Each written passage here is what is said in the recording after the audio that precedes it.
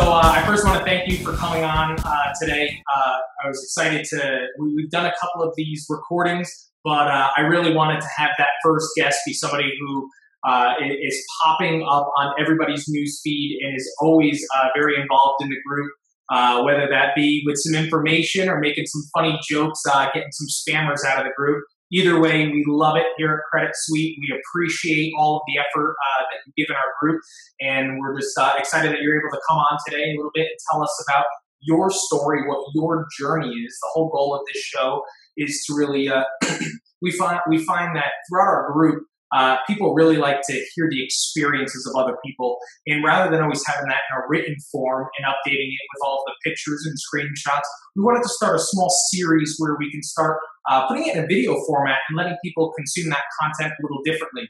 You never know what's going to really connect with that viewer, whether it's from a written point, whether it's from an audio point, or from a video point. So we want to make sure that within the group we're continually evolving and trying to provide more value. So that's kind of where we're going with this, and we just really appreciate it. So I really want to start off with kind of introducing yourself, your name, where you're from, and tell us a little bit about your business and what you're doing. Sure. I'm Jason Amos. I'm from Buffalo, New York. I have a couple businesses, the first of which is created to send care packages to expats, to people who moved away from Buffalo, who can no longer get the kind of regional stuff that they grew up with, that they love so much, whether it be Buffalo Bills and Sabres gear, or whether it's like wing sauce or actual chicken wings. So we package all of that up and send that out to people who, like I said, no longer live here. And part of the process of doing that, of putting that business together, was going to be not only securing relationships with vendors to get those products at wholesale prices, but also being able to purchase enough to maximize economies of scale and make sure that I could get them for a price that we could still make a margin on. Absolutely. That's awesome. That's that's a great kind of concept that you have, and using something as unique as your city where you're from. And I've been to Buffalo before. I know all that it has to kind of offer. What made you come up with that type of idea and that concept, and know that you wanted to start your business journey going down this path? And tell us that story about how this business came about. Sure. I moved away for college. I lived in Atlanta from 2000 to 2006. And during that time, I missed so many things about Buffalo. I missed the Greek food. I missed the pizza. I missed the wings. I missed so many of the Loganberry. That's another thing that's distinctly Buffalo and Western New York. So all of those things, and I would hear the same things from people who had moved away for college to other areas. And so it just clicked in my mind one day that there has to be so many of us that have left, because I watched some news report that were saying that Buffalo was suffering from a brain drain, and that everyone who was going to college was moving away and staying away. So I said it would be nice to actually have a service where that they could come, click a couple buttons, instead of trying to have friends and relatives send them something. They can pay a reasonable price and get a box full of the goodies that they love about Buffalo. Now, with these boxes, do you have it customized where it's more of a box service, or is it customized where if they want 8 different items from 8 different places, that you're actually out there doing the logistics, getting these items, boxing them up, and then shipping them out? Or do you have like a surprise me type of? Oh, no. They can do a la carte. And then there's also a subscription model as well. But we wanted to not have to, so when you talk about the logistics, I think that was a big benefit, and the reason that we wanted to move towards building business credit, so that we can go out, and now we have these credit lines established that we can then go to these vendors and say, okay, we've got $5,000. How many packs of Salen's hot dogs can we get for that? And then store them ourselves, and being able to have people ship them out on our own terms instead of running back and forth. Like I said, I don't think we could ever reach the type of margins that we can do now if we had not done that and built business credit. That's awesome. So how did you first hear about business credit? Like, where did that concept come from? Because I know a lot of people that we speak to, whether in the group or just in general, don't understand the full concept of what business credit is, that you can have credit tied to your EIN versus your social security number. And a lot of people who get started are so used to just getting a business loan or applying for business credit cards with their social security number and really always being defeated. You talk to 99% of the people that are out there, and they always have these similar issues. So tell us kind of what you knew about business credit before joining the group and hearing about CreditSuite, and maybe some of the experiences that you had, and then what brought you into the group, and then we can go from there. Sure. So I think my introduction to business credit was much like other folks.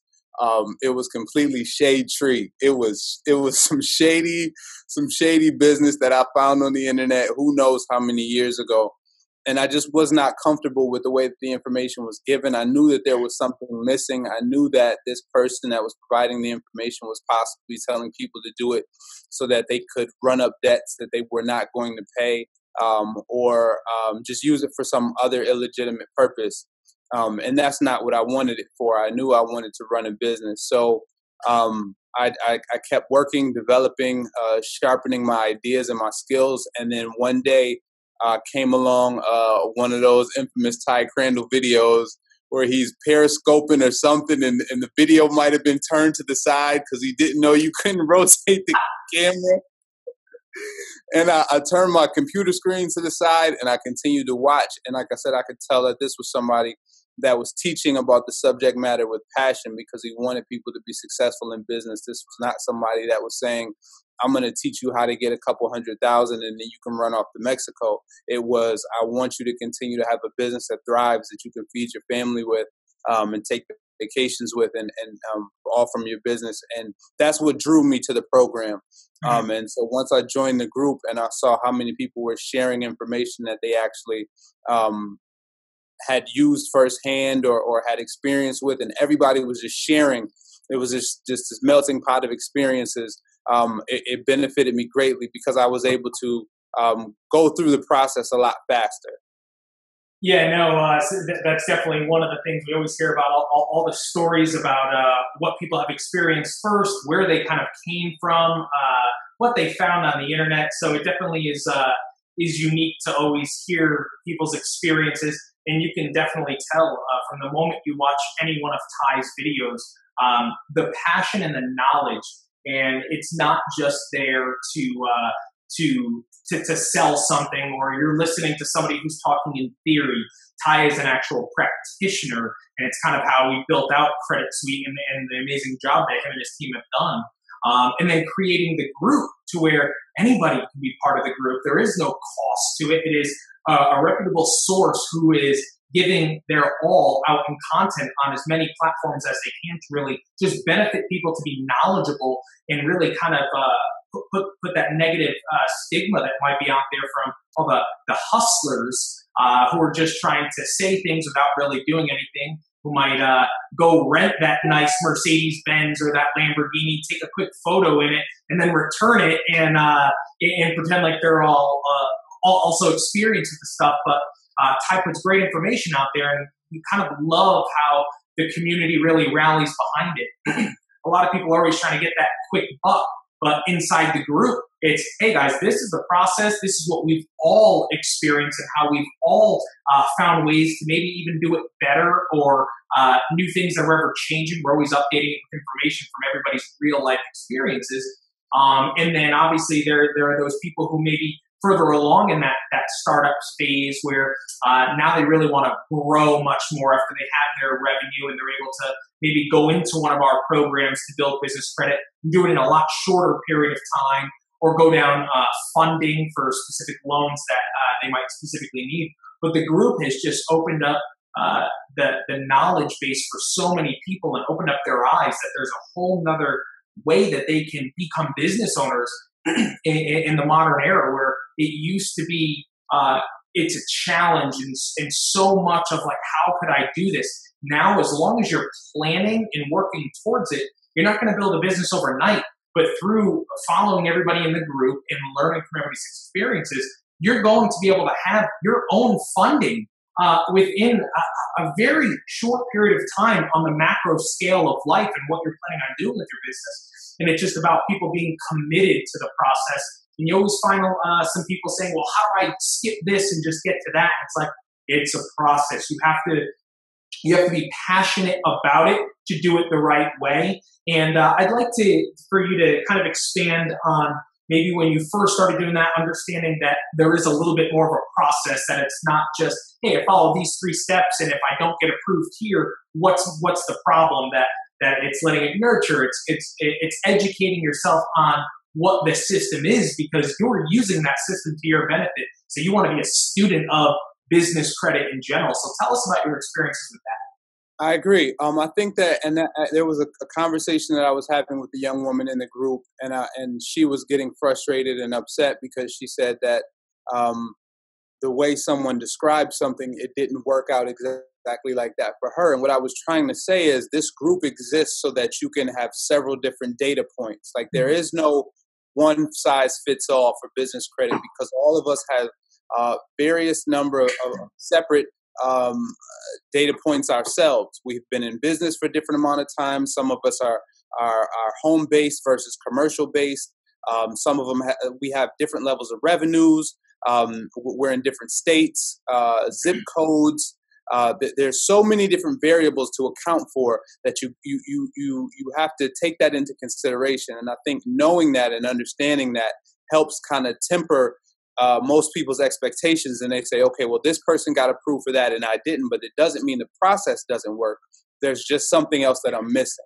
Mm-hmm. So going there and then understanding why I had to develop startup vendors, because it's just like doing anything else. You need someone to trust you initially, and then you do good by those relationships, and then those relationships benefit you further. But if you start off not handling business on the business credit path or the entrepreneurship path, you will create a bad name for yourself, and which will lead you nowhere. So that's one thing that I think is most important to people going through the process is don't get discouraged and feel like, oh, this doesn't work for me. It worked for them, but this isn't going to work for me. It is. But you have to just take into consideration how many different variables are at work at any particular time on someone's business credit profile that might help them get something that didn't help you get something, and vice versa. You might get approved for something. Granger still won't extend me a credit line. Out of all the things that I've received, Granger still won't give me a net 30. So there you have it. Now it's funny that you say that, because a lot of people do have those exact instances where, okay, well, why is such and such being able to receive this credit line? What am I doing wrong?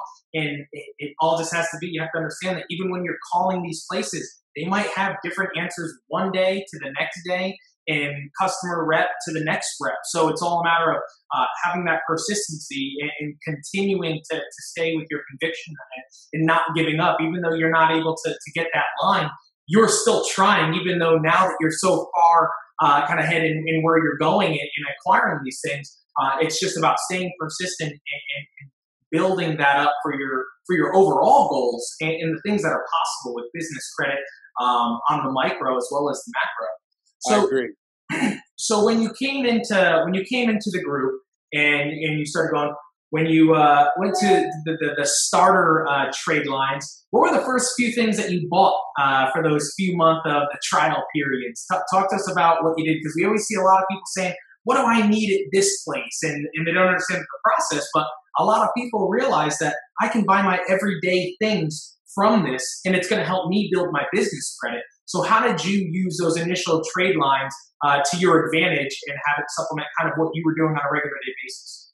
Sure. I think I'm of the process in the old school of measure twice and cut once.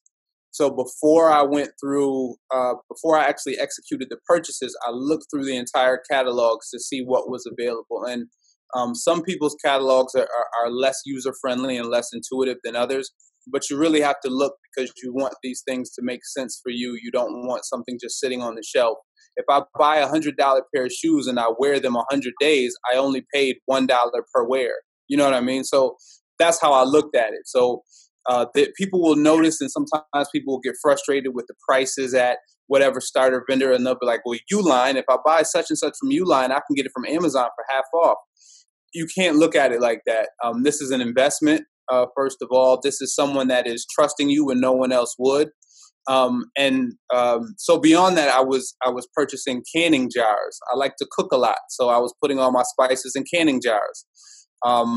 LED flashlights. You never know when you're going to have a power outage. I was purchasing LED flashlights. I like to give my car a hand wash, so I was buying rubber gloves so that I could wear those while I wax the car or clean the rims. That was something else that was useful to me. Batteries. When will you ever not need AA batteries for the TV remote? So just take those things into consideration. Figure out what you use in your daily life, like you said, and then make those purchases. And then you will. There will be far less buyer's remorse than if you bought something that you have, like a pair of overalls. If you go in and you buy a pair of overalls, you're going to be pissed because that $50 or $60 pair of overalls really cost you $50 or $60. But every time I turn on the remote, right, every time I use these batteries that are $20, if I use them for 20 days, it costs me $1 a day, right? And I'm going to get much more use out of it. So just, you have to think of it on a larger scale. Like you said, focus on the macro instead of the micro. Now, that's such an amazing way to look at it. And you just named off 5 instances there, and all of those could be reoccurring purchases. A lot of the things that I know I see as admin of the group is people saying, okay, well, I'm just barely spending the $50 and I'm going to spend it those couple months. And what you're not realizing, and what a lot of people who are new to the group, the more you spend, the higher it looks for what your most recent credit is with that trade line. So then when you start going on past those starter accounts, rather than getting approved for $1,000, you might get approved for $3,000. Agreed. That's something that's so important, where everyone's trying to just meet the minimum in a lot of posts that are going on.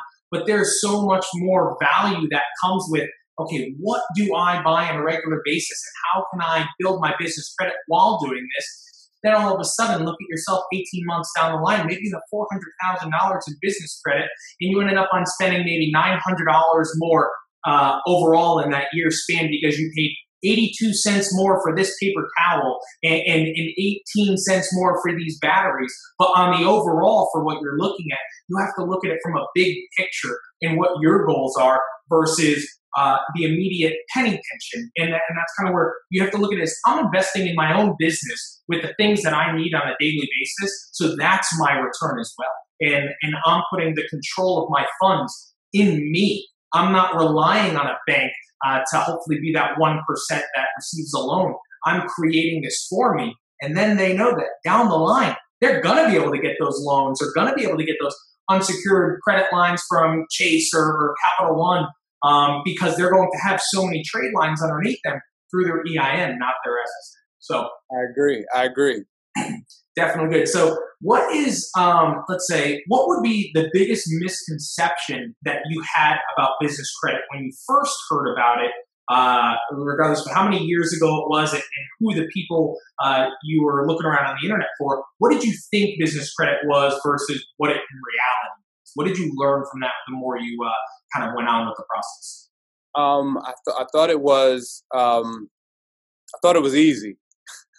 Okay. And I don't say that to kind of reinforce or put forth the notion that it's difficult, because it's not, but it is intricate and it is very detail oriented. I had to start a notebook for my business credit journey so that I could write things down on and I could identify, okay, I applied for this vendor on this date. I was approved or denied. This was the credit limit. This was if I was denied, what was the reason I was declined, and when is the next date that I can reapply? Mm-hmm. So I think that when you read some of the things on the internet, and that's, I guess, again, what I want to touch on when I had the conversation with the young lady in the group, you have to kind of be aware that the way someone writes it in a linear fashion, right? Everyone always assumes that this business credit journey is going to be linear. It's not. You're going to go through twists and turns, and you're going to be turned around and told no, and given different answers by different representatives and different people in the group. But you just have to remain focused on whatever it is, that end goal that you have. And again, like I said, be very detail oriented. Have notes on who you spoke to and what date it was. Like, you have to be that serious. Building business credit is also a business. I guess I can express it like that. The same level of minutia that you have to be concerned with in running a business, you also have to be concerned with that in building business credit. So get a notebook and figure out what the representative's name that you talked to was. Don't call back and say, well, I talked to somebody who told me that, say I spoke to Jessica on April 3rd at 2 p.m. and she told me that, and then you can get answers a lot faster from people that you want to do business with. But just be very detail oriented, because I thought I was under the impression when you read a quick blog article, oh, this is easy. All I have to do is do this, this, and this. And then the next thing you know, I've got 100K in unsecured credit. And that's not it. So that was my biggest misconception. But to be honest with you, I'm glad that wasn't the case, because I think that the last thing I want to see is people who are not really serious about this move forward through the process and then leave a bad name and a bad reputation for those of us that really want to use this to leverage business credit for our businesses, right? And not just a quick fix. Yeah, it is truly life-changing if you understand what the big picture is. And it isn't that quick fix. And you can kind of tell in our group, in the Get Business Credit group on Facebook, that you can tell who the people are who are looking for a quick fix with the way that they're asking questions or who's posting certain things. But then you have that majority, that 90% that are so passionate about what they're doing. And everybody else in the group is just so encouraging and giving their experiences. I see things all the time where somebody may be having an obstacle, and within a handful of minutes, there might be 5 or 10 comments of people sharing what they should do or how they approached a similar situation with a company. And it just makes that process, that experience much more digestible of the new person coming in and trying to build it. Because as much as for some people it may be easy or the concept, a lot of people are still intimidated by being able to do things a specific way. And the good thing about building business credit is this isn't just something that one company created and mastered. It's something that's out there. It's just not publicized everywhere. It's not something that is common knowledge. So we're always educating and building that piece of it up, and that's very important. So with the Get Business Credit group, I can't believe how many people request it on a daily basis to join our group. Just our members continue to promote it and build it. That it takes me forever to even be able to accept people. I'm accepting people at a rate of about 100, 150 a day, because I try to check out everybody's profile, make sure that they're legit, so we can avoid as much spam in the group as possible. But thankfully, I have you and a couple others who find anybody who makes any post that's not supposed to be in the group. I get notifications all the time. So once again, I totally appreciate that. It helps make my job much more fluid with everything else that's tied to this, and not having to watch every single comment and be involved in everything. But so it's definitely a great value that you provide, and everybody in the group, I'm sure, is very appreciative of your knowledge that you share. If you could give one piece of advice to somebody that's just starting, what would your advice be? I think that how you start off is how you end, and to be concise. But to expand on that, I think that what I mean by it is sometimes I see people who it's their first day in the group, and I feel like they haven't read the pin posts, they haven't watched more than 10 minutes of a video. They might have just been recommended the group by someone else who didn't even tell them this is what you need to go through before you step in the door.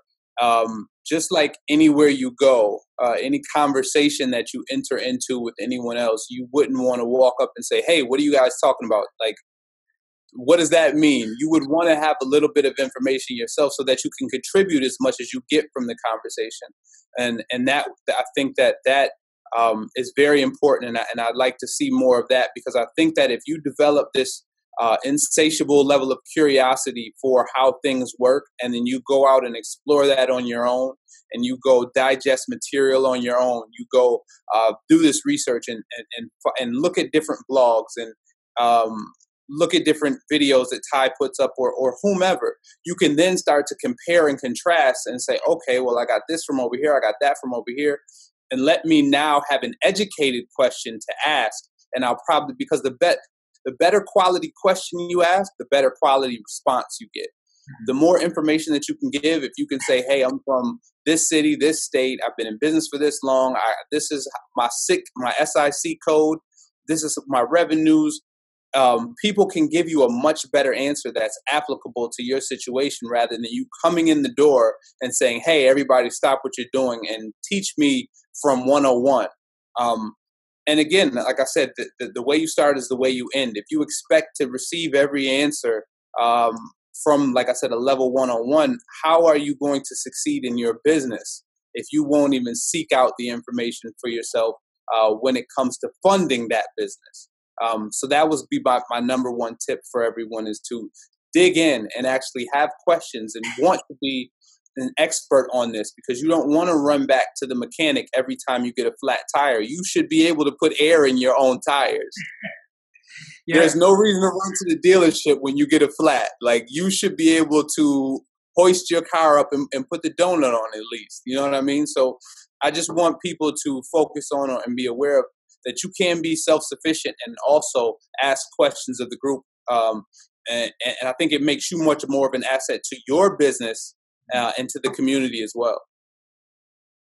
Yeah, no, how you just said it, there's a couple points there that really resonate with me, where when I'm reading books and I'm thinking about history, even when I was going through school, I'd read something from 3 different points of view and then form my own kind of approach on it about a historical event or about what something was, gather as much information as I can, and then I'm able to speak about it or have the right question to ask, maybe poke holes in things that I've read, and then be able to get validation through conversation with that. And a lot of people that tend to come in the group, it's like, hey, right away, like you said, help me. And although there are so many people who are willing to help right away, there's a search bar right inside the group. You can type in anything, and you're going to get the answers there. You can type in started, first day, anything, and you're going to see other people who have posted, and then 900 people in the group who have all said, read the post, go do this, go do this. It's all the same thing. So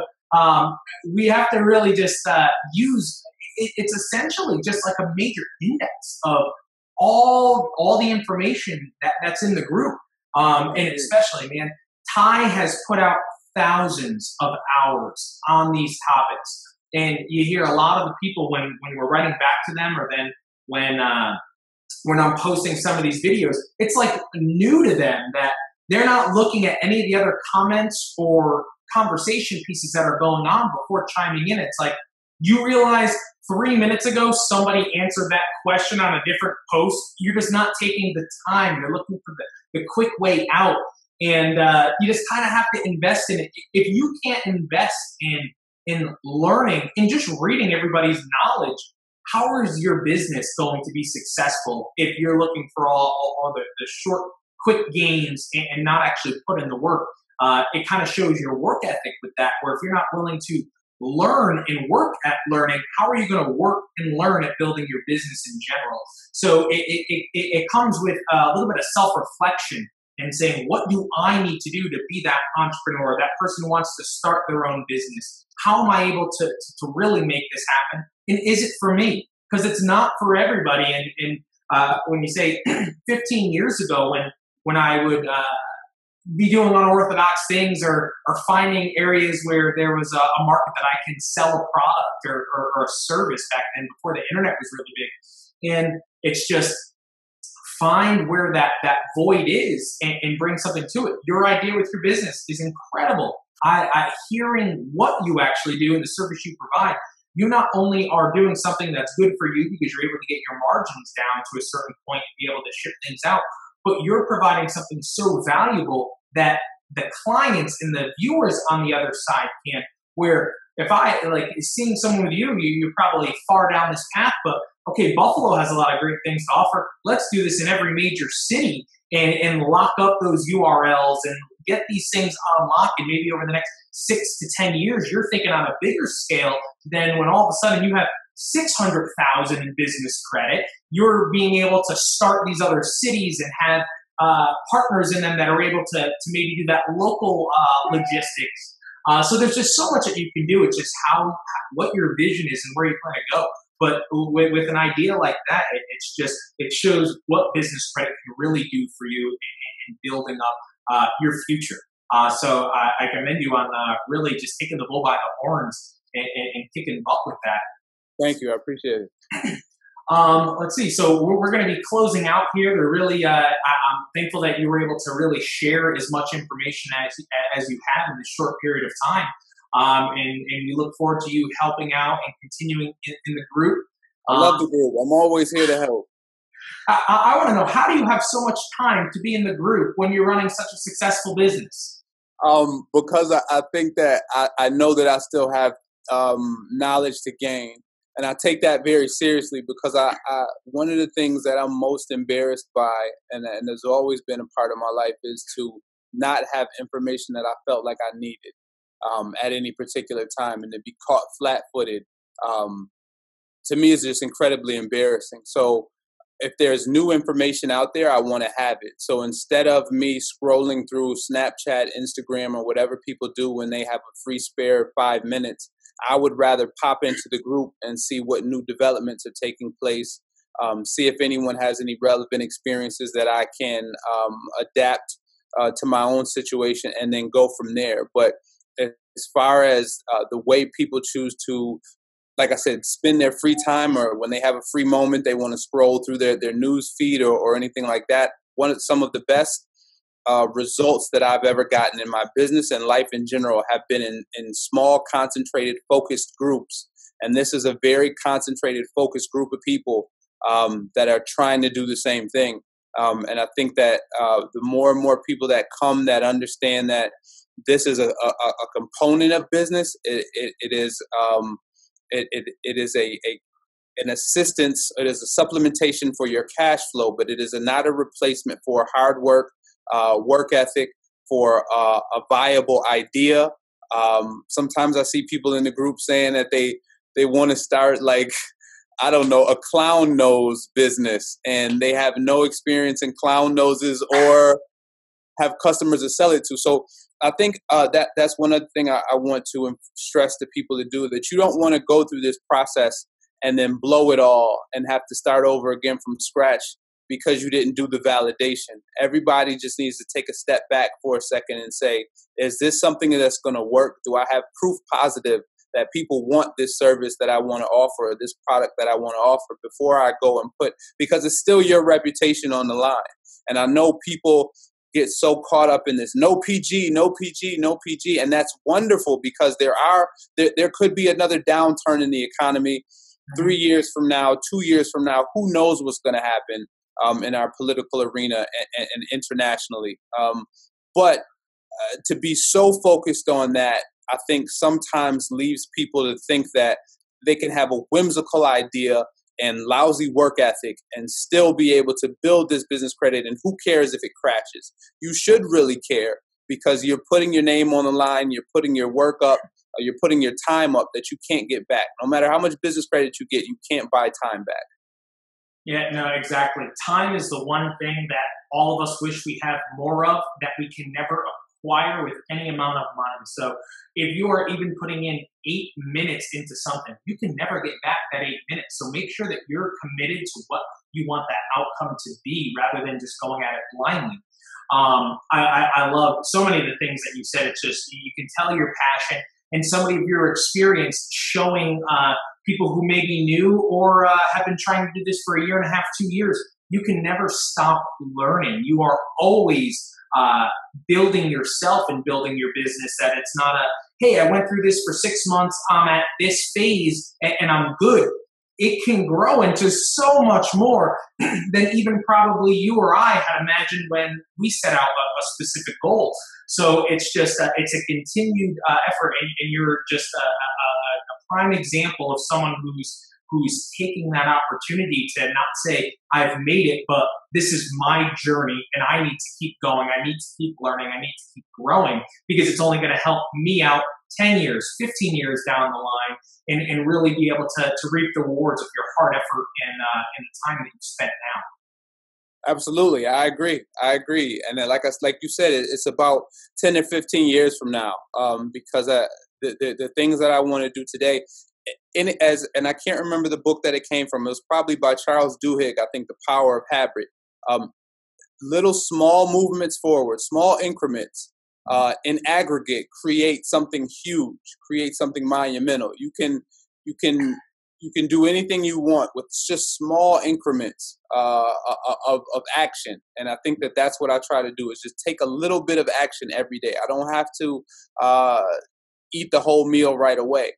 I can partition it out and then figure out what's the best plan of action. And I think being part of the group helps that, because I get to see, okay, this person went pretty slow, and they still were able to reach the goal that they set for themselves. So I'm on the journey, and I'm going to take one step at a time, continue to be part of the group, and continue to build the business. And I'm thankful for everything you guys have put together. Awesome. Well, we're very happy to have you as a member of the group. I can't say that enough. One of the things you just pointed on, it's how I honestly live my businesses. Regardless of how big the goal is, the task is, you need small wins. That's how your team doesn't get defeated. You need to give them and break it down enough to where it's like, okay, this is a win. This is our big macro goal, but on a micro, we're knocking these out. And before you know it, you're halfway to that major goal. So rather than feeling overwhelmed and say, I need to do this in 3.5 months, now you have 20 goals that are all set out in 5-day formats, and like, hey, we're knocking this out, we're knocking out 2 goals, and it's all getting to that same goal. It's just your approach and the perspective that you take on going something. So that's such a great point, and I myself use that with everything and every team member that I actually have. Yes, sir. Yes, sir. All right, so I'm going to give you a second to do something that we usually say no to in the group. Plug your website. How could somebody purchase something from Buffalo and be able to get these goods to their home wherever they are? Sure. So we're in stealth right now. We'll be launching at the end of next month, which is my birthday month. We've only reached out to those people who we know in other cities so that we can test our shipping model, because a lot of times we're shipping hot and cold items together. And we want to make sure that works before we go on the web and then we have YouTube reviews of somebody saying that they got cold chicken wings or whatever. So everything will be available on buffalotogo.co, not .com, but .co, Buffalo, TOGO. And like you said, hopefully we expand to different cities. We've already purchased those URLs, like you said, and we want to do that and provide that experience to people who have left their hometowns but still want that hometown experience. So I'll be in touch with you when we finally come out of stealth. But yeah, buffalotogo.co. All right. Well, we appreciate you coming on today. We look forward to your participation in the group, and I look forward to connecting with you and seeing after you guys come out of stealth mode. And obviously, if there's anything that you ever have questions with, concerns, you know where to find us, and we're always here for everybody in the group. Thank you, Mike. I appreciate it, man. All right. You have a good day. All right, you too, man.